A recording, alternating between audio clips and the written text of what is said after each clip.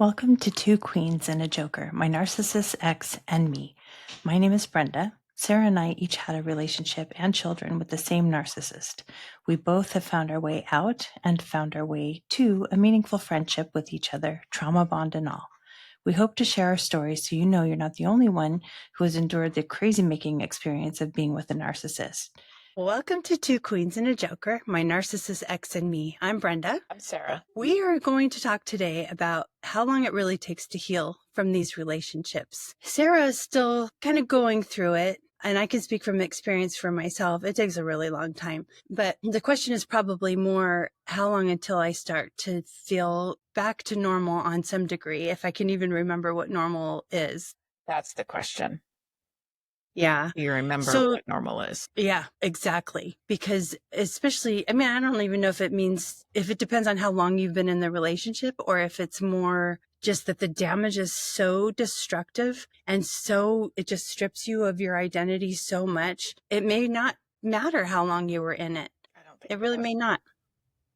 Yeah. I think the damage is done and it stays there and it doesn't go away. You're learning how to handle it and prepare yourself and how you react in the future. So true. So true. Yeah, I do agree with you. I think any trauma changes you forever. Absolutely. And that doesn't have to really be a bad thing. Trauma is a bad thing in and of itself. It's what you take from it. It's how you learn. It's how you interpret it. It's how you use it to make you stronger. Yeah, absolutely. Absolutely. Yeah. And it's also okay if it doesn't make you stronger for a really, really long time, if ever, right? That's okay too, because sometimes it just fundamentally changes us. And I don't want to, again, be a Debbie Downer talking about this, but I think we just have to maybe find a new normal. Maybe it isn't how long until I feel normal again. It's when will my new normal? It's absolutely, you're not going to feel the same every day. I have really good days. And then out of the blue, you get a memory, you have a nightmare, a flashback, whatever it is, and you are right back in that situation. And the longer I'm separated from that situation, I'm able to deal with it better. But it's like it slaps you hard. Like you see yourself in that situation again. You are there. You feel that emotion and it is raw. For sure. But for myself, I'm finding tools to help with that. And that's the key. If you don't have that, like if I didn't have you and I didn't have my mom or my stepmom or my other therapist, I don't know how I would be able to function. Because it took so long for myself to admit there was a problem and for me to seek the help that I needed for myself, not only for myself, but for my children as well. Yeah. Yeah. Well, and that's something I think most people go through that part too, right? Like how long it takes to even realize what's happening and then to get help for it or have somebody believe you, which is a huge thing. I've been working on a project. I was working on this yesterday to train other therapists to work with survivors of narcissistic abuse.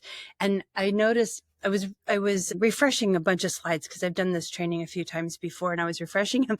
And I thought, wow, it's interesting how many times I put in there how important it is for the therapist to validate the experience of the narcissistic abuse survivor, no matter what, whether they think that story's outlandish, because I promise you, it's probably even worse than what the therapist heard.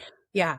Yeah. But just the validation is crucially important in this whole process and having people believe you. And I think you said one time before too, like by the time you've told your story to somebody, it took so long for you to get the courage to even talk about it. So honoring that too, I think is incredibly important. Thank you. Yeah, that's a very good point. That really struck me when you said that.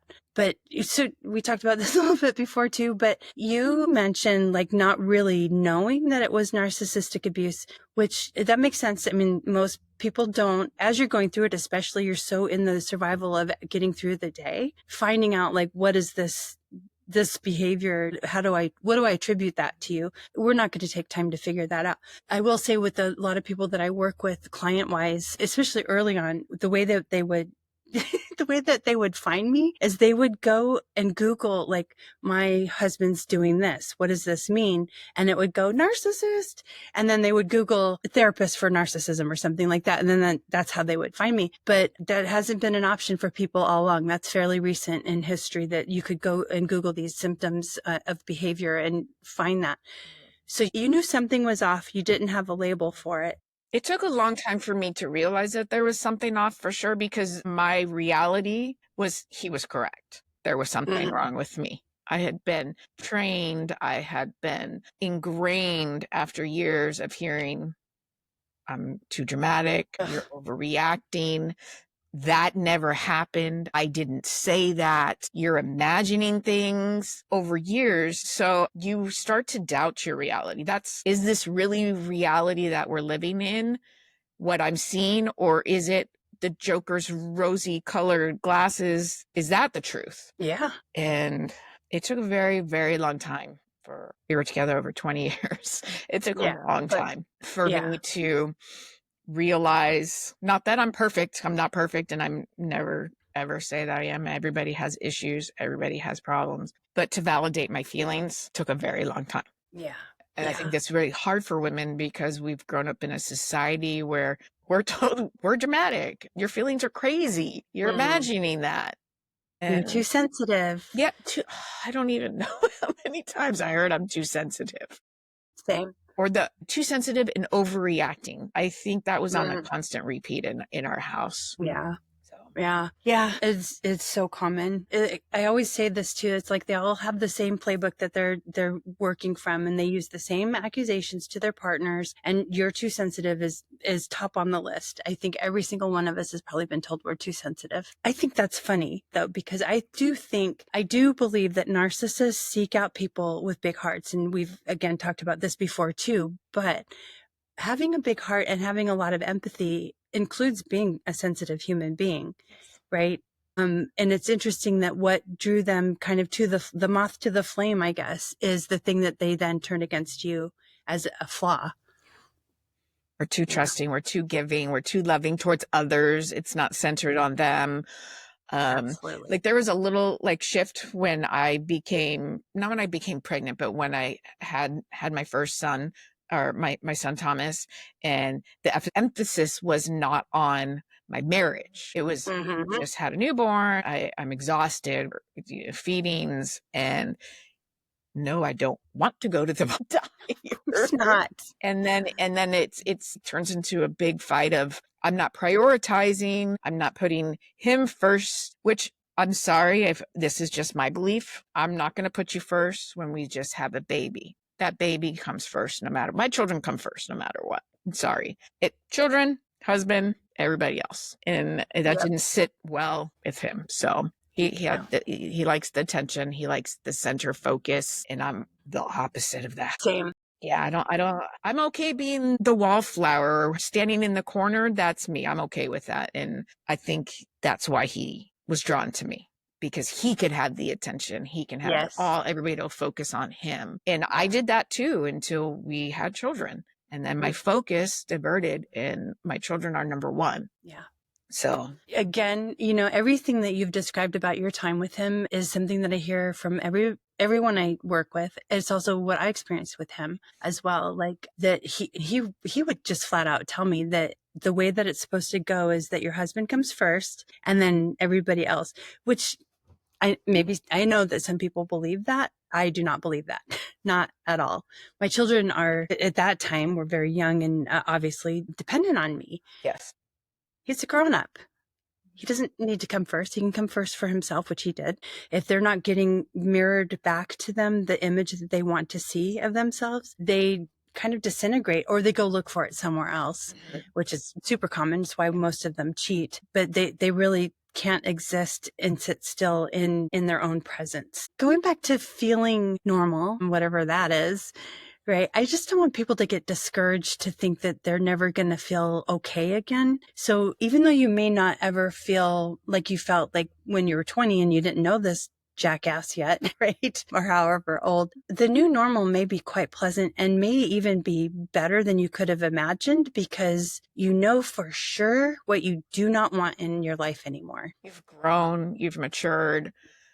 Hopefully you're learning to recognize signs. It took me a second time to learn the signs. Because you That don't happens. picture yourself walking back into that same situation. I've learned, I've grown, I'm a better person. I will not let somebody do that to me again. Unfortunately, I did, just not the physical or abuse or anything like that. My normal now for me, I'm happy. I'm happy Good. with who I am.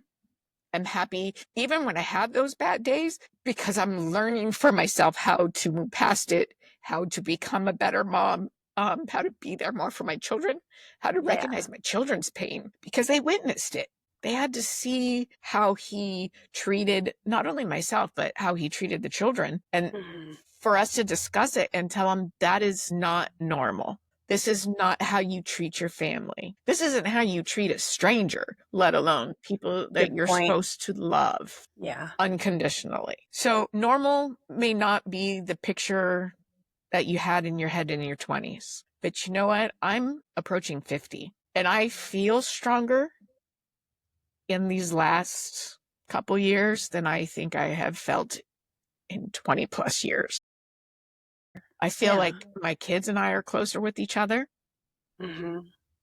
Every day we find a new way to spend time together, communicate, or just make each other laugh about something. And that you need to find that in your life. You need to find what's going to make you happy, Hmm. not what's going to correct you, what's going to make you happy. You are who you are, and you live through this, and it's made you the person you are now. Yeah. People need to learn that that's who you are. You're not who you were Hmm. 25 years ago. You've changed. Yeah. This is me now, and accept it, or, get the f out. I'm Absolutely. sorry. I I would like to say I don't apologize anymore, because it felt like for the last 25 years, that's all it did was apologize, apologize, apologize, apologize. And it's a learned behavior, because Hmm. it's easier to apologize than to sit there and be berated, talked down Oh, yeah. to, abused. You just learn, I'm sorry. Yep. And you take that on Make it into stop. other Make it aspects stop. of your life, any Sure. conversation, your friendships, your job, your children. You Yeah. are always apologizing when you should not be apologizing. You just witnessed me do this all this morning, right? Yes, I Right. did. I still have many moments on doing this in my relationships, and I love you and trust you, and I don't think you want any harm for me, but I'm still like, we've had a lot of disasters getting this recording set up today, It was fun. and I probably apologized to you 50 times. Right. No reason. It's a Yeah. learned Well, behavior that we it have now is. learned, that Yeah. it is our job or our responsibility to be apologizing. Yeah. Absolutely. No. Well, the other part of that too, I think we learn to apologize on some level for existing, and I think that's where it comes from. Like you talked about just being so used to being told that you were wrong, that everything was your fault, also universal experience. But I think at some point we're just apologizing for taking up the space we're taking up, Yes. so we're apologizing literally just for existing by doing that. And excruciatingly sad, in my opinion. The getting, a couple of things I want to say about feeling normal again is what you said. Couldn't agree more. There's going to be a different version of you as you've experienced this, but there's also a different version of any one of us, whether we've experienced narcissistic abuse or not, because we experience life. And as we go through life, things happen to us and they change us. And that's normal and that's okay. And this has changed us in a way that we certainly didn't expect. I think, when you're 25 and you're thinking, what is it going to look like when I'm 50? We probably expect like things will happen, but we could never even if we got in a car wreck or something like that, we're not going to have that be kind of what we're projecting for our future. So we have to remember that too. Like it's not a curse that we carry forever. It's just a shift. Yes. A shift from what we expected. And I've used this analogy, and it's probably such a dumb analogy, but to me, it works so well. We had this refrigerator in this house that we were renting when we lived in Florida for a very short time. It worked great. And it made the ice. It did everything. It was really big. It had lots of space, but it had dents all over the outside. And I thought, well, the landlord probably got it at like secondhand or something because it had the dents in it, but it still worked great. And I always thought, oh, that's just like me. Like dents, extra Dents and weight, all. all of the stuff. It's all there, but I still work fine. Yeah. So Our dents are on the inside. yeah. But we work as we should work. Yes. We think Yeah. as we should think. Right. Our thoughts are never wrong. Our feelings are never wrong. And I cannot say that enough. Absolutely. No two people have the same thought to any situation, which is what makes us humans. Mm-hmm. So just just believe in yourself. That's every day. Hey, I'm proud I got out of bed today, or I'm proud I made it to work. Hey, I made it through work. I made it home. I had time with my kids.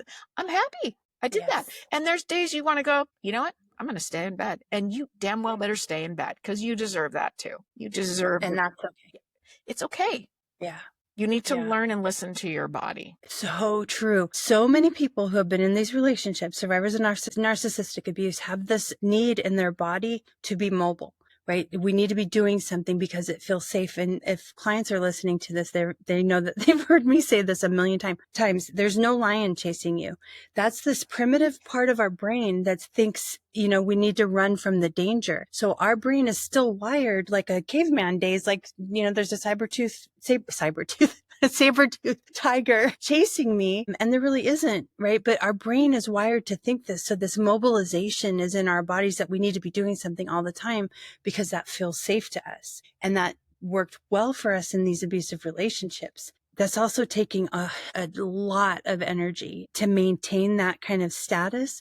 And a thing that I think people need to realize too, if somebody had broken your bones, beaten you up, you were recovering from physical wounds, you wouldn't think twice about staying in bed and resting or propping up your leg or whatever you needed to do. This is no different. It's the internal dents, like you said, but we can't see them, but they're there and they need the same time to heal and to rest and recuperate. Absolutely. Yeah, we just don't give ourselves the permission to do that. We just also have to be strong enough to say we are strong. I'm strong enough today. I am going to get out of bed. I got this. Yeah.